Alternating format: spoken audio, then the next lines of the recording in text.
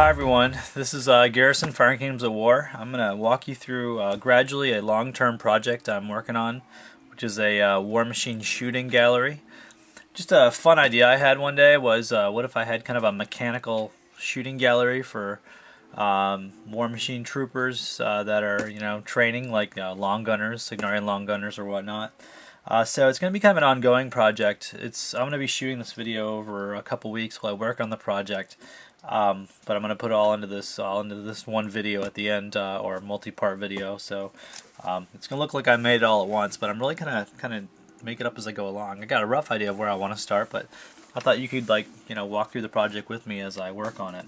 So anyway, I'm going to start with a rather large hardboard ovular shape, right, that I've cut out. Alright, so I'm going to start with that. That's going to be the basis of the terrain. And then here's a rough sketch of what I have in mind. Now, I'm by no means an artist, right? So this is an overhead rough plan. So on one side of this hardboard, I'm going to have like boulders. That's going to be kind of the backstop for the shooting gallery. And then on the other side, I'm going to have these like shooting stalls where the long gunners will stand and fire, right? Like a firing range, right? That's what it is. So there'll be like stalls down here where these guys are. I'll make that out of balsa wood or some sort of wood down here. Alright, and so you got the boulder backstop, you got the shooting stalls down here. And then kind of the highlight of the piece is I'm going to have like a shack down here in between the backstop boulders and the firing stalls. I'm going to have I call it a target shack. It's going to be a shack with a chain coming out of it, kind of looped around across the width of the piece. And the idea is that this chain, it's not going to actually move, but the idea is that it's a moving chain that rotates in and out by the steam power. It's going to be like a steam engine outside the shack. The idea is like this rotates around, it's like automatic, and it will carry on at like paper targets of, I don't know, I guess I'll do like Cygnarian warjacks or something, images of them. And so the long gunners are here kind of like shooting at those moving targets, or they can shoot at like propped up targets I have back here on the backstop boulders. I'm thinking like, fruit, like pumpkins or watermelons or whatever. I always think of, Mail Call or Lock and Load off History Channel, where they always, shoot at the fruit and so forth. So that's my idea. So we'll see how this comes along as I go. I'm going to start on the boulders and the firing stalls probably first. Probably the last piece, probably the most sophisticated piece I'll work with, is that firing shack and the target chain through the middle. So that's the rough idea for the project. I'm going to get started on it. Hi everyone, this is stage 2 of the War Machine Shooting Gallery. Alright, you can see I've got some of those pieces on there that I was talking about. Starting with the rock formation, just carved out of 2-inch blue insulation foam, and these will later get a covering in a Liquitex stucco, which you might have seen me do my rocky outcropping terrain tutorial before. Alright, over here we have the shooting gallery. I've still got some pins in here holding a beam in place. Alright, just made of balsa wood and some matchsticks.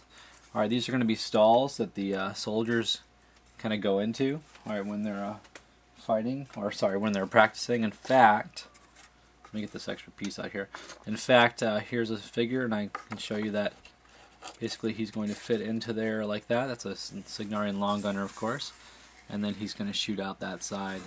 And the idea is that the targets will be over here, both static targets set up on the rocks, like fruit, bottles, whatever I end up doing, and then also a moving shooting gallery, which is going to be modeled by having a chain go from this target shack, as I call it, to this pillar that I put in over here. This is a piece of K'NEX, an old toy from my kids. I drilled a hole, embedded this pole in the ground, and then just did some green stuff around the edge just to further bolster it. And I'm going to have a jewelry chain running from inside the shack to this pin, basically. I'm going to have some targets on here that are supposed to be like moving targets. Alright, you'll see paper targets, you'll see what those are. And then on the side of the target shack, I've just put some random pieces from my bits box. This is actually the top of a Crayola marker. And a wooden bit on top. I've drilled some holes into this to make it look like it's like a part of a steam engine. Same thing here. I've got just a bit. I don't even remember what this was from. I just glued it on the side of the building and then connected them with a little straw bit from a juice box. And the shack itself is made out of just heavy cardboard or matting board, really is what it was. I cut all out of one piece, folded it up to make this shape, and then because I want it to be wood, I carved wooden planks into the building. And then what I will do is I actually went in and with the X-Acto knife also carved some wood texture into it. So when I paint it brown, it'll look like wood. Right, that's the bottom line. But for now, it looks like white cardboard. I also put a door over here and built some steps up to it.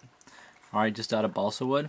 All right, and the doorknob. One of my favorite little techniques is take a push pen, like a sewing needle, and prop it in there, and you got a nice little doorknob.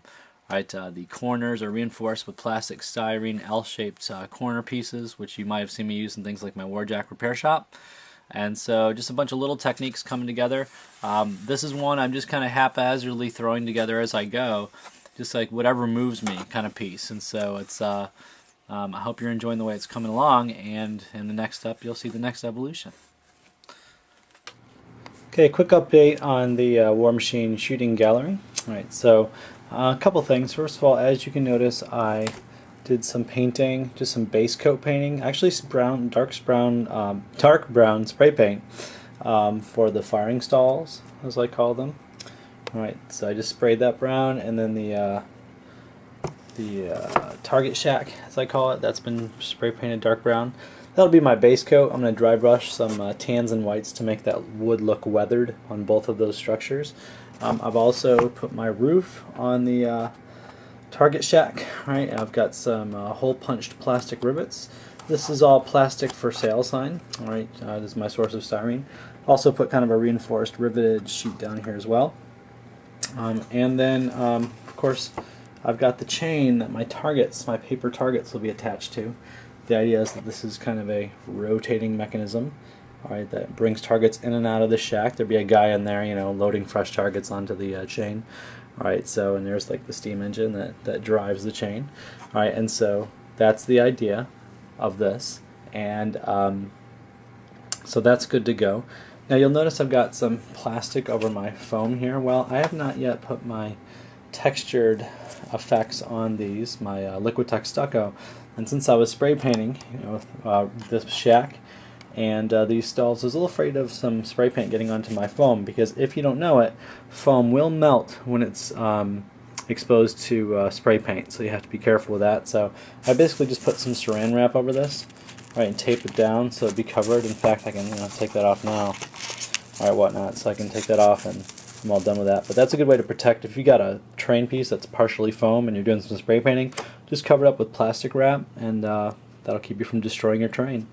So anyway, I'll come to you with my next update. The next steps are going to be to start to, again, do my texture on my rocks, my Liquitex stucco, and also to base texture this whole thing too. I'm getting near the end.